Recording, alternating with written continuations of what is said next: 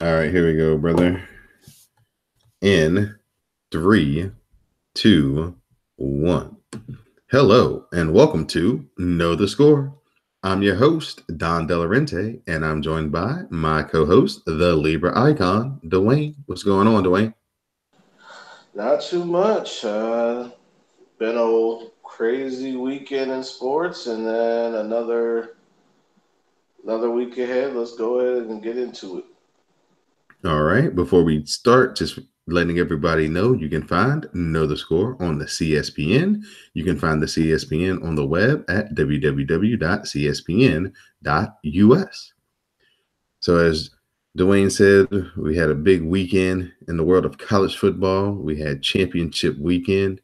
And so we'll start down in the SEC, where it was deja vu all over again as Jalen Hurts comes off the bench for injured Tua Tagovailoa to lead Alabama to a 35-28 comeback victory over Georgia to win the SEC title.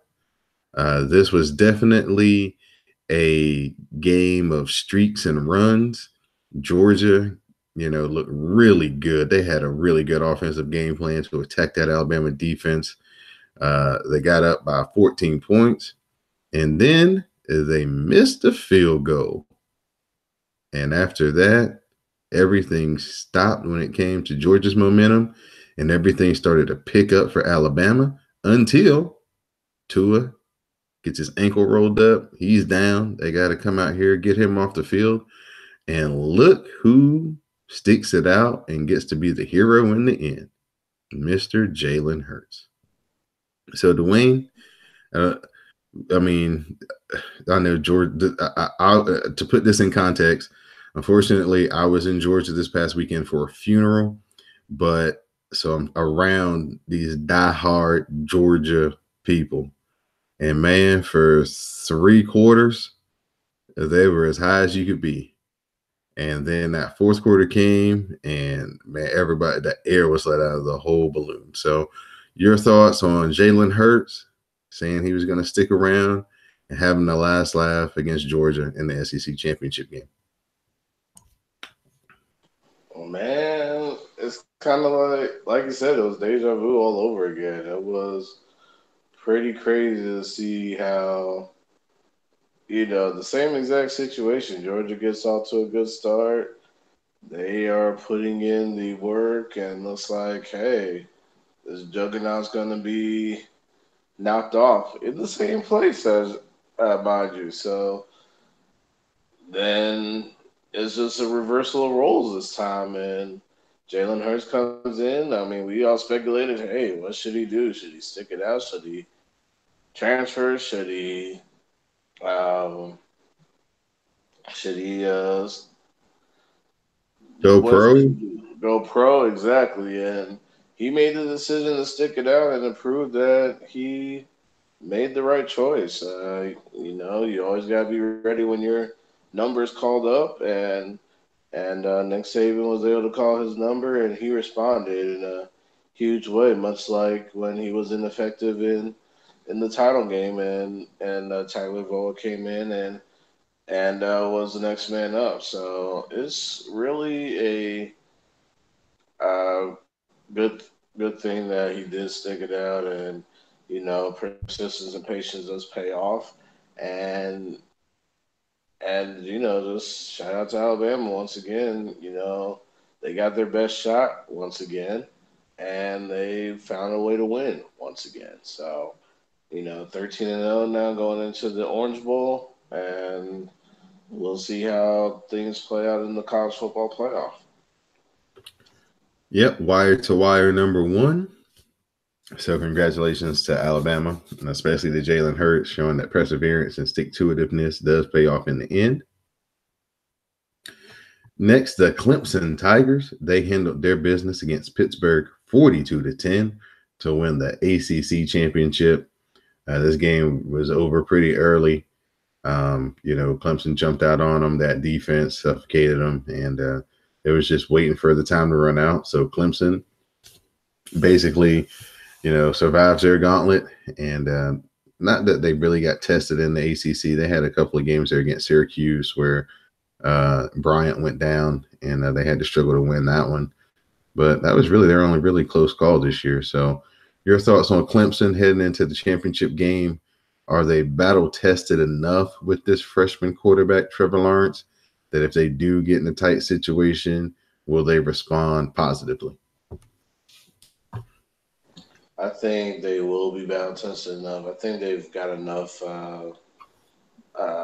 battles over the years as a group to go ahead and compete in the bigger stages. They proved it over and over again. You know, we saw the bright lights for Trevor Lawrence, and he's responded pretty well. And we're gonna have to see how he responds with the lights even brighter for this Cotton Bowl matchup. And so, and we'll just have to see how it plays out. I mean, they Syracuse gave him a test, and also NC State gave him a little bit of a no, never mind, another bit. Okay, scratch that. And this is a team that we'll just have to keep an eye out for in the next few weeks and just see how it plays out. Oklahoma advanced an earlier defeat to Texas as they won 39-27 behind Kyler Murray's 379 yards passing and 3 touchdowns to win their fourth straight Big 12 title game. So Oklahoma, the no defense crew, found a way to make enough plays there in the fourth quarter, and Kyler Murray does what Kyler Murray's been doing all season. That's the reason why he's one of the Heisman finalists. So he joins Tua in the Heisman race. So they've got another Big 12 title. Their fourth straight. Lincoln Riley's, come in and hasn't lost a step in 2 years that he's been the coach. So Oklahoma and their poor defense held up against Texas. How do you see the prospects for Oklahoma moving forward?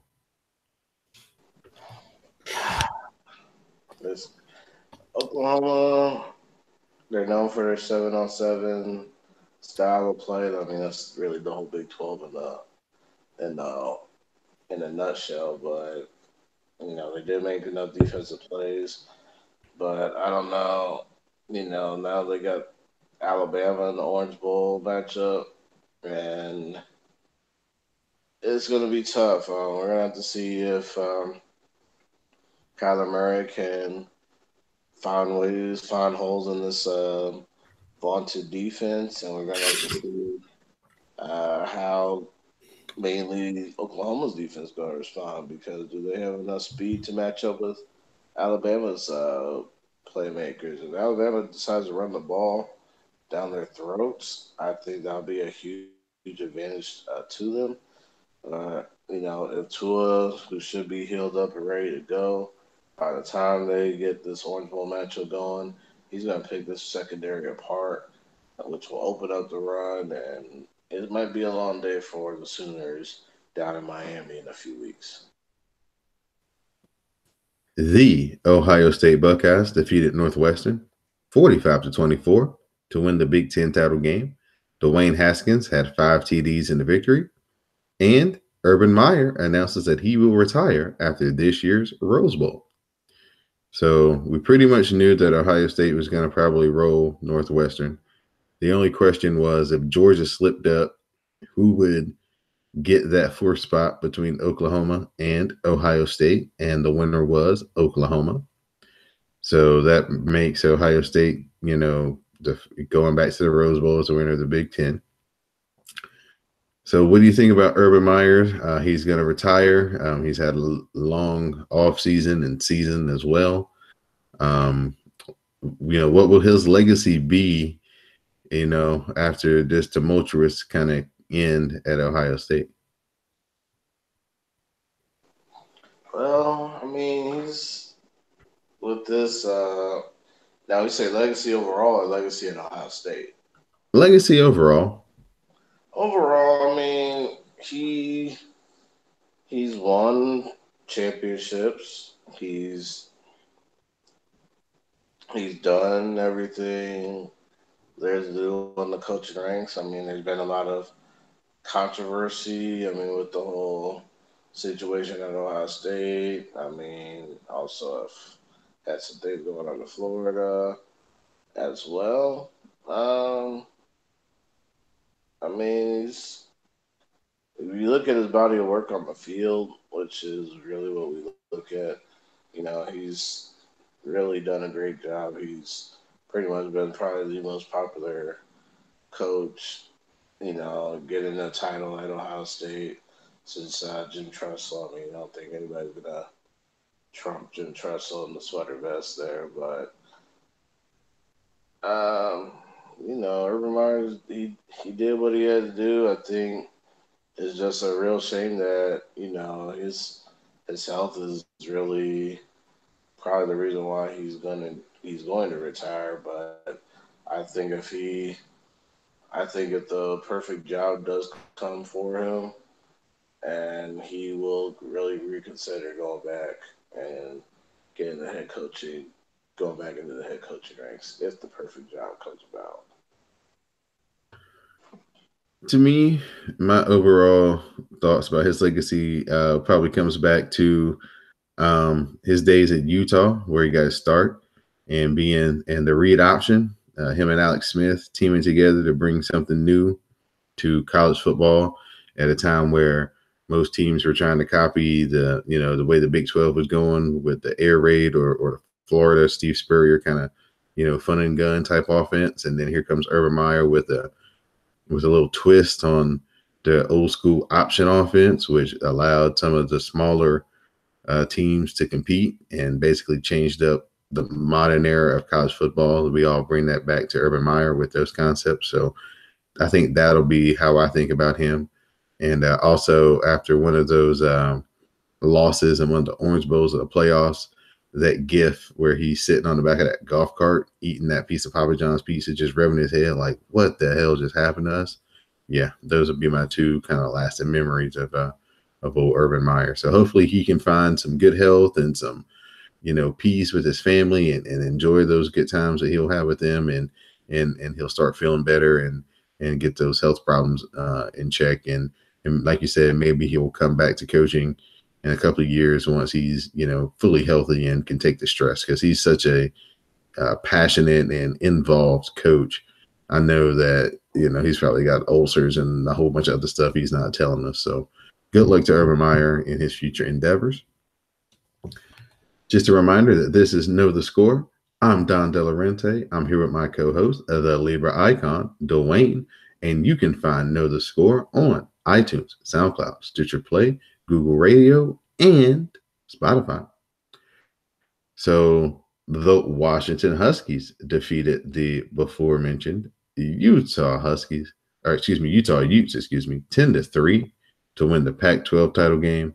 This game ended in a little bit of controversy on what looked like clear pass interference to give the Utah an untimed down, or actually a first down in the end of the fourth quarter there was uncalled, and Washington held on for the victory. Um, Washington, the team that everybody thought would have a chance to make a run at the playoff this year, came up a little short, had a couple of losses, but still a good season as they defeated their rival Washington State in a blizzard last weekend to advance to this game. So all in all, Dwayne, your view on Washington this year, Chris Peters, or his name Chris Peterson, he's been rumored to some head coaching vacancies, some major head coaching vacancies. So do you think he stays in Washington, or do you think the allure of some of these other jobs attracts Chris Peterson away from the Huskies? I think he would be fine just where he is. I mean, you have a power conference, you have a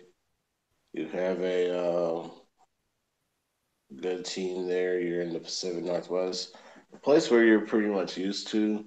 The only thing I could see is if he goes to a job that has the resources and the athletic department, or a school that has the ability to get into the top four in the college football playoff.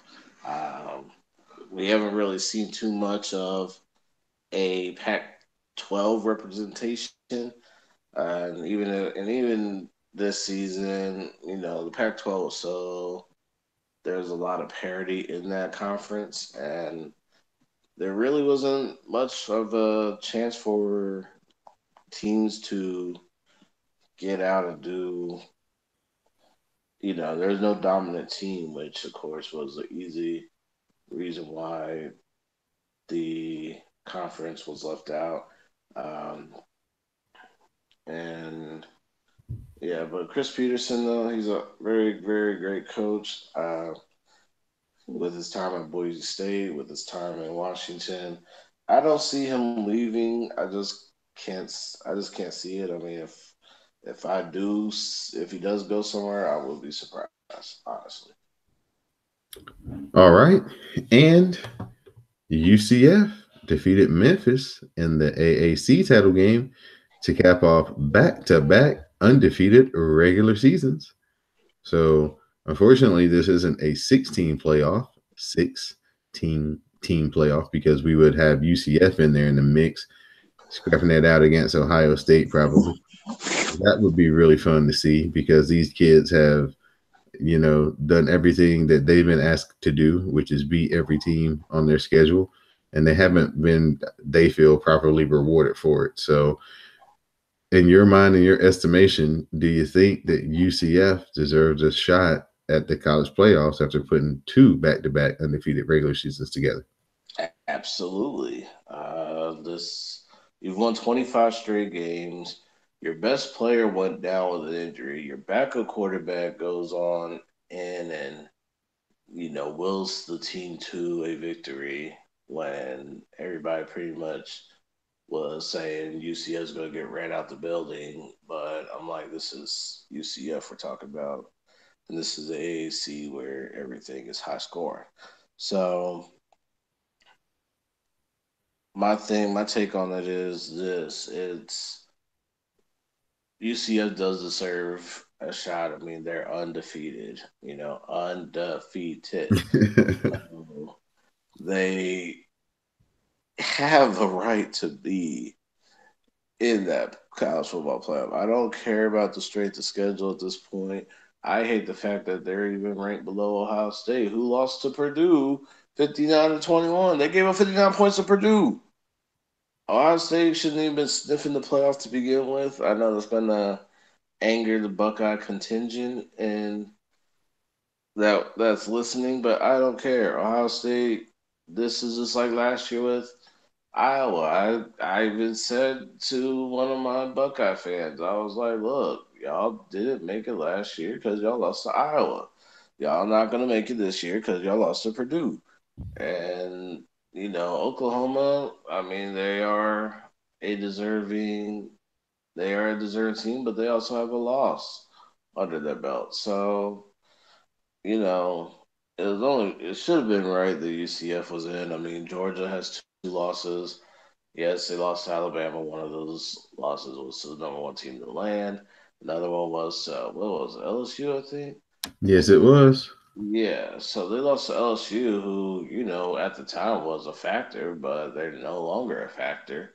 But this should have been, yeah, UCF should at least got the four seed, be in the Orange Bowl, and a virtual, it could literally be a home game against Alabama, and we would have been able to see the battle of the actual national champion against the two national champions going at it. I mean, look, if they win the bowl game, don't be surprised if you see another ring and another banner that says 2018 national champions because they will claim it I think they should.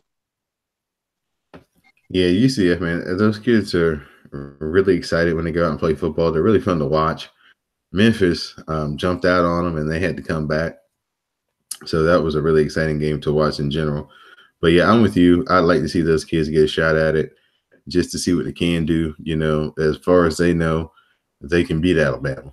And unfortunately, in the way that the system is currently set up, we'll never find out. So speaking of the college football playoffs, the number one seed, of course, will be the Alabama Crimson Tide. They will face off against the number 4 seed, the Oklahoma Sooners. And you said that's the Orange Bowl, you said, or the Sugar Bowl? Dwayne, help me out. Yeah, that's the Orange Bowl. Okay. It's orange and cotton this year. Okay. And so the number 2 seed, the Clemson Tigers, will face off against the number 3 seed, the Notre Dame Fighting Irish, down in the Cotton Bowl.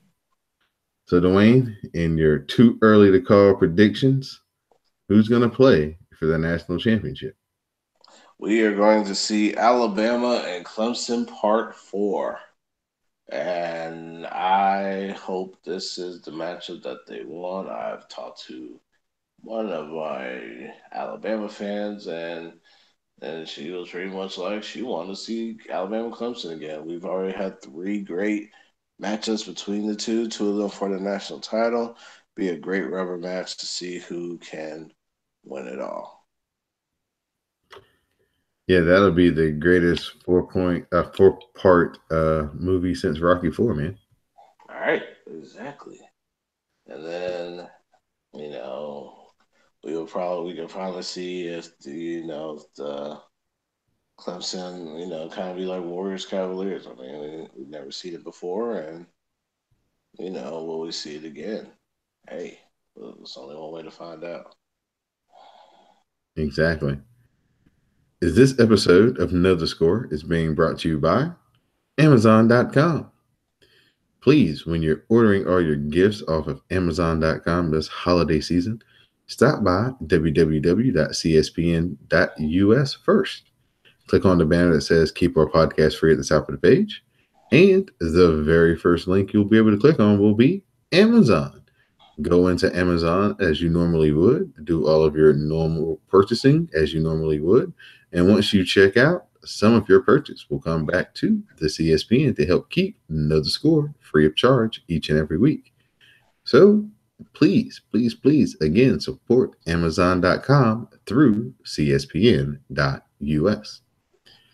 It's time to move on to the National Football League, Dwayne.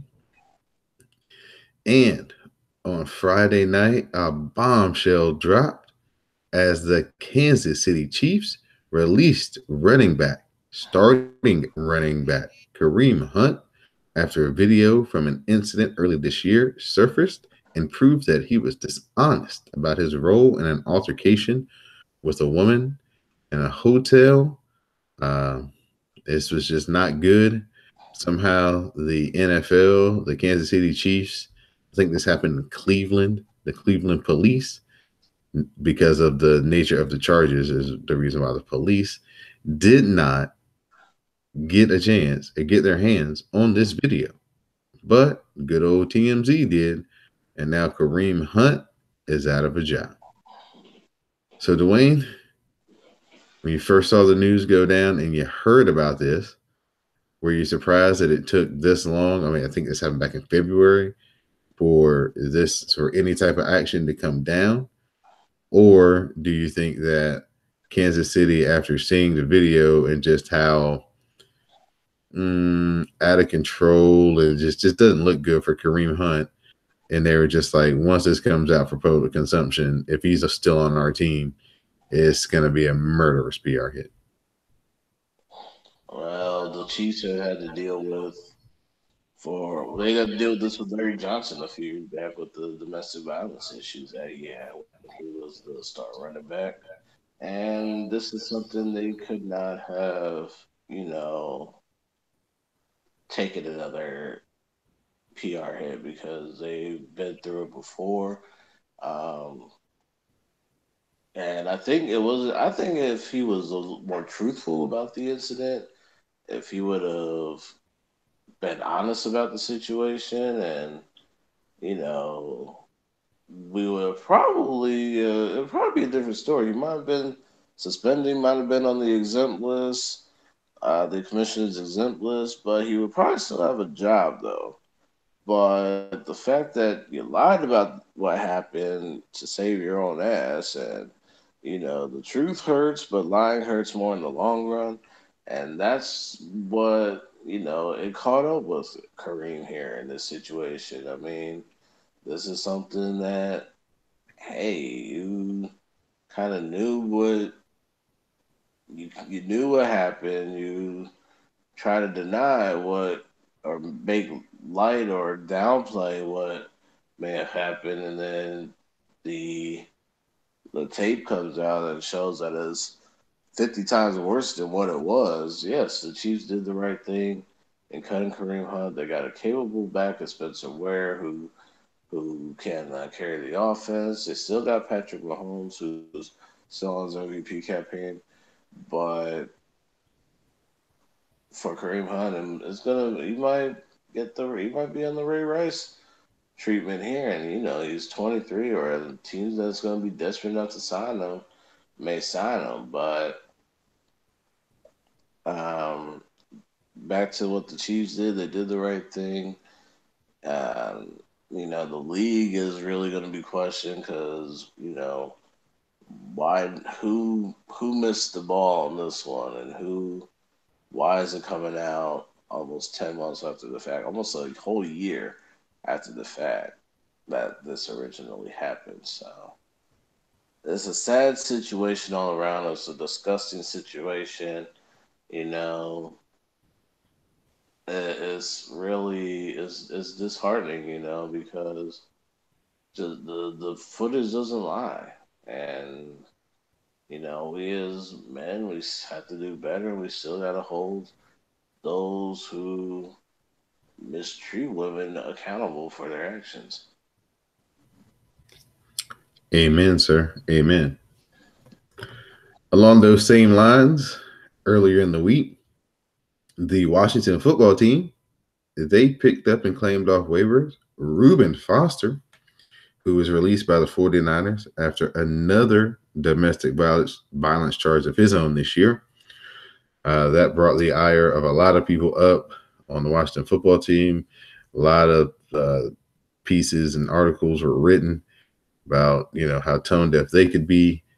Bruce Allen came out and said that through his connections in Tampa, they've reached out, they've heard enough of evidence and of the stories through their own investigation that they believe that, Reuben Foster may get a chance to come off of the commissioner's list where he is currently residing and maybe have a chance to play for the Burgundy and Gold. But that looks like it's going to be an off season away. So we will see what further transpires upon that. But Dwayne, how did you feel when you saw the Washington football team pick up Reuben Foster? Did it shock you? Were you as outraged as 98% of the people on social media and the news, outlets were? Or were you just kind of like, par for the course, guy with a lot of talent, first round talent, just getting, one more chance, even though this may be his last? I had to say I wasn't surprised. I guess from my friend who's a Washington football team fan as well. Um, you know, I think he's trying to look at it from the football standpoint that he would definitely be a big help to the team. This is a huge risk that Washington is doing here. You know, he is talented. Don't get me wrong, very very talented. You know, but I guess the thing is, has he learned from this? Has he? Because this isn't the first time he's had this issue, and I think because there's a history of domestic violence here with Reuben Foster, that's what makes the situation much more magnified. And with all the controversy with the Washington football team, with the name and everything, it's like, do they really care? So I would have to say that as risky as it is, it's a good football move. It's a risky PR move. But when you're in the playoff picture, you're going to do whatever it takes, even if you're going to make a decision or make decisions that are very unpopular. That's all part of being in in the league as a general manager or assistant general manager or a director of player personnel, someone of that sort. All right. Next up, the Green Bay Packers. They fired their head coach, Mike McCarthy, just hours after the Packers lost to the Cardinals 20-17 at home. The rumors have been swirling, or the buzzards have been flying around Mike McCarthy. We figured that he would probably get to the end of the season, but again, the Packers offense sputtering, losing to the woeful Cardinals at home, and the Packers decided to get an early start on looking for a coach. So, who do you think out there, kind of thin right now as far as coaching candidates? But who do you think would be a good fit that may be a coordinator or college coach for the Green Bay Packers?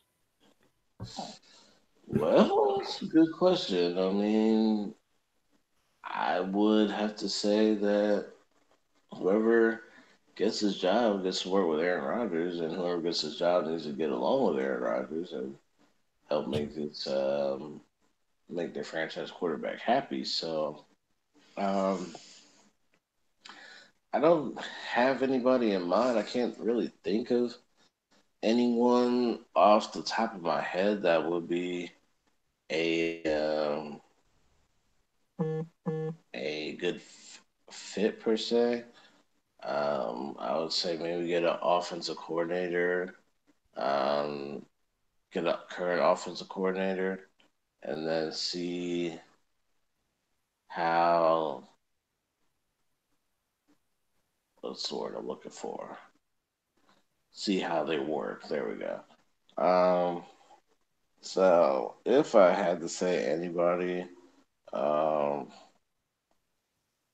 it's a long shot, but uh, Rod Chazinski would be a good fit for that team because he knows how to get the ball down the field, and that's what Aaron Rodgers likes to do: get the ball down the field. That would be a good match.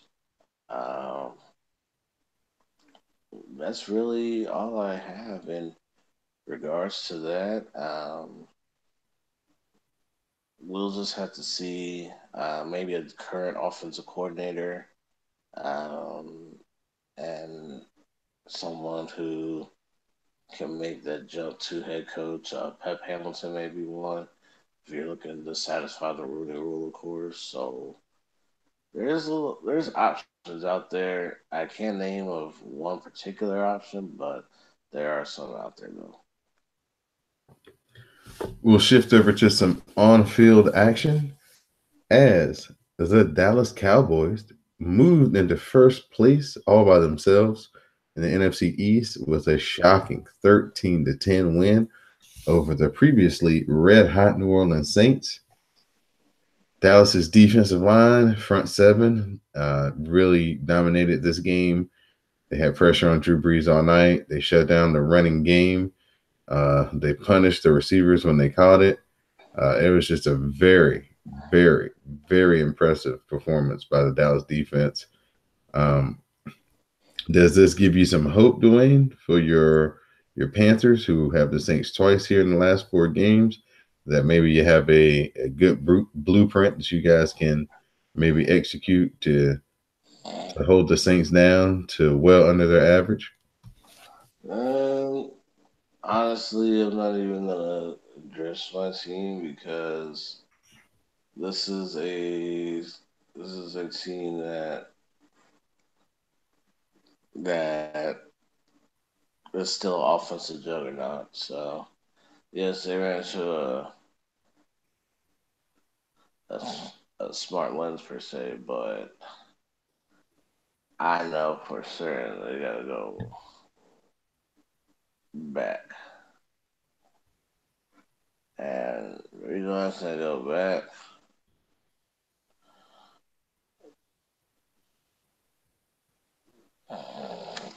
and I'm just gonna say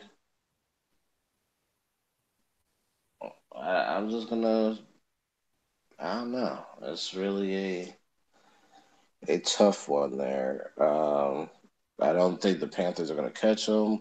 We're going to talk about that in a little bit. But uh, if you do want the blueprint on how to beat the Saints, just get the tape from this game. Dallas did a great job suffocating Drew Brees, preventing Alvin Kamara from running wild. And they got a lot of pressure that the Saints did not see and were not ready for. So, hats off to them. Next up, the San Diego Chargers on Sunday Night Football. They made an epic comeback versus the Pittsburgh Steelers in the second half to still a game 33-30. Um, some bad officiating cost the Steelers a couple of touchdowns here, but just some bad play in the second half in general, especially that fourth quarter, really doomed the Steelers. They were dominating this game like 27-3 at one time when I saw it.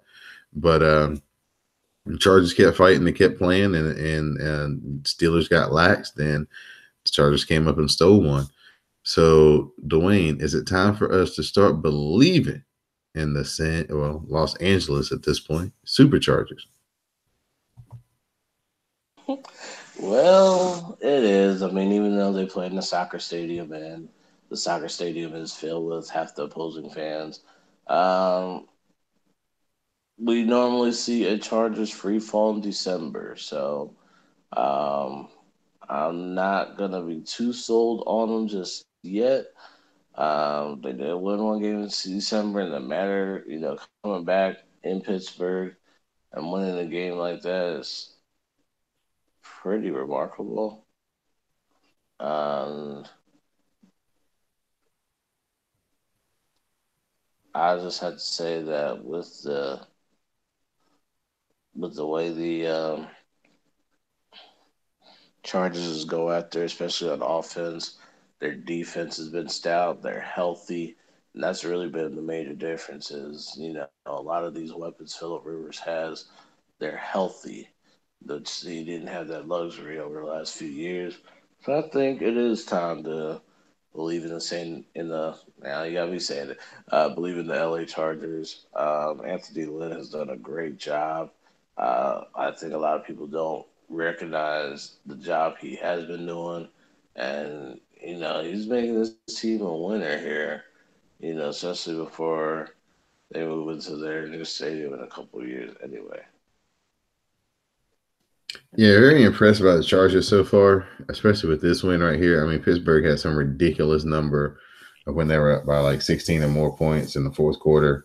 They're like undefeated at home with some very large number in the front of that.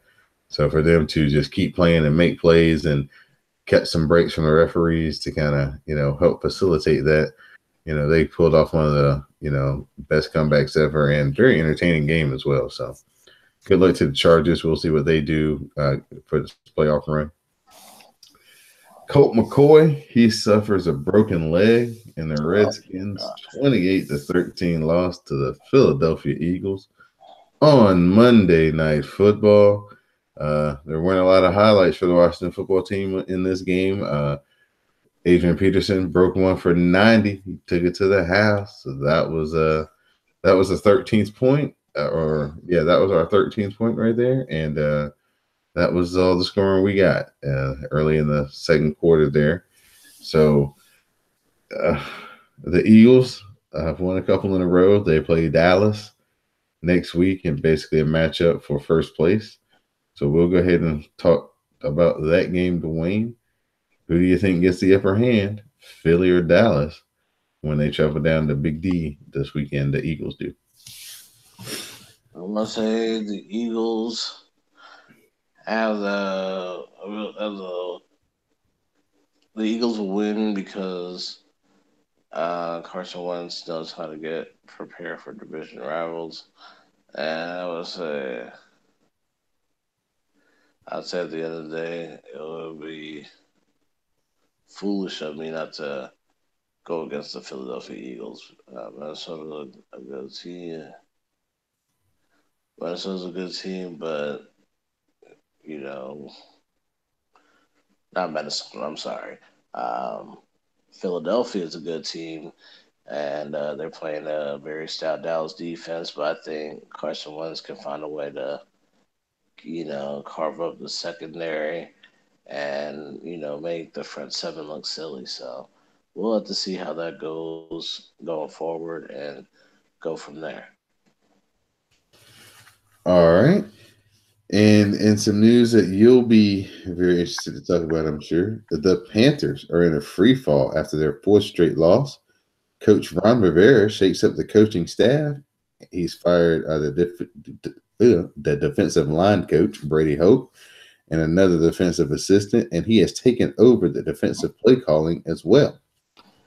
So, your thoughts, Dwayne, on Ron Rivera here? Making these moves here in the last home part of this home stretch of the season, trying to make a run into the playoffs. Do you think that he is coaching for his job?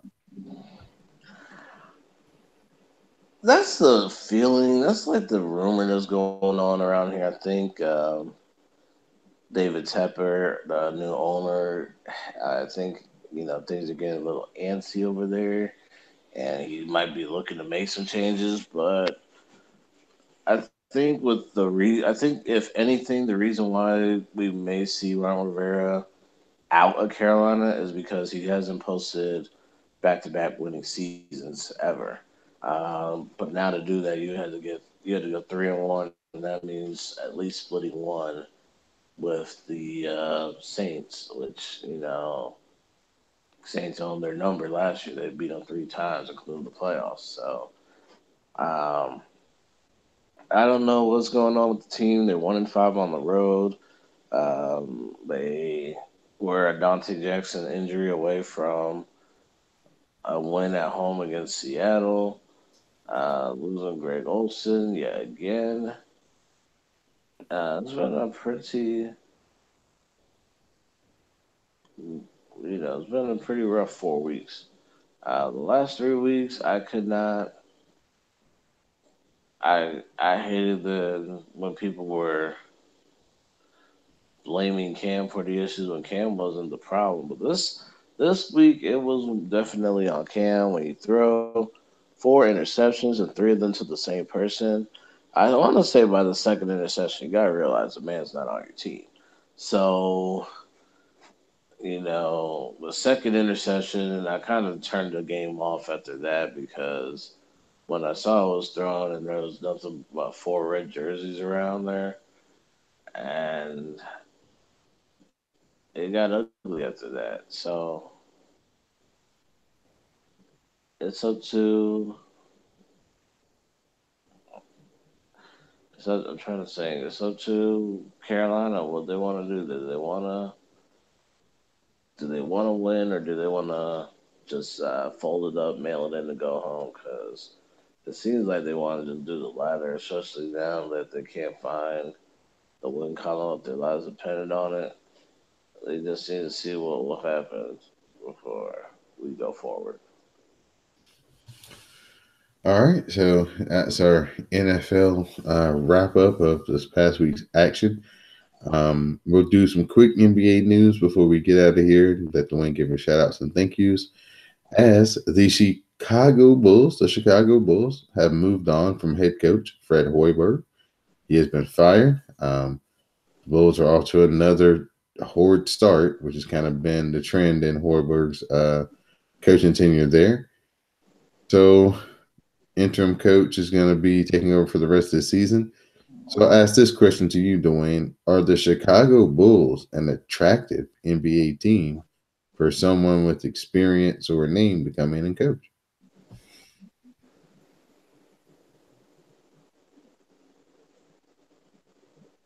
Well, I had to think about it for a second.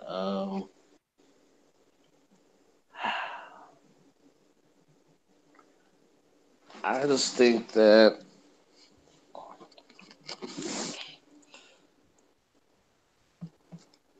and I want to make sure I word this correctly before I do anything else. So give me just a second here. Um, because there's a lot that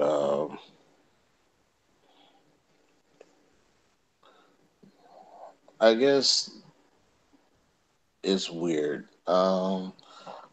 So are we looking at it as now or I guess let me just rephrase the question. Let's just do that.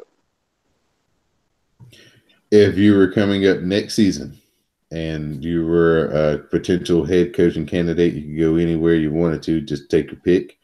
Are the Mm. Chicago Bulls attractive to you? Yeah, the Chicago Bulls. I would say they are an attractive team. I mean, you got Laurie Markkinen, the centerpiece there. You got Zach Levine. You got a nice young squad that if you could make the right free agent pickups, like bring a top start to the draft, get a high draft prospect, and then maybe trade some of the assets that you do have, and trade some of the assets you do have for a star player, not named Jimmy Butler, but you trade for a star asset, and it could be exactly what you need because you gotta get your fan base excited about your team. If you don't get them excited about your team, how you gonna make it? So it's just one of those things where I would, sucks for Fred Hoiberg, but it's a great opportunity. I would definitely be intrigued by the possibilities and getting that Bulls job definitely. All right. Yeah, I think the Bulls have a lot of young talent that could, just need some more experience and some good coaching. And they could probably, definitely with the East not having LeBron anymore, they could definitely start becoming a more consistent playoff team and make a little noise. So good luck to Zach Levine and those guys out in Chicago with their new interim coach, and hopefully they get somebody in that can really lead them and make them household names and a team that's always, when you look up in the mix in the playoffs, in the top four and the top five, with a legitimate chance to win the Eastern Conference. So, Right. so Dwayne, at this point, I'm going to turn it over to you for your shout outs, thank yous, and your final thought. All right. Shout out to Jesse. Happy birthday tomorrow. Shout out to Tobias. Shout out to you, Don. It's always good to be back. Shout out to the listeners. And my final thought would have to be the let's go across the pond and Sunday and the Sunday across. Well, actually, no. Let's not go across the pond. Let's go. Let's stick it here. So, bowl season coming up. 39 bowl games.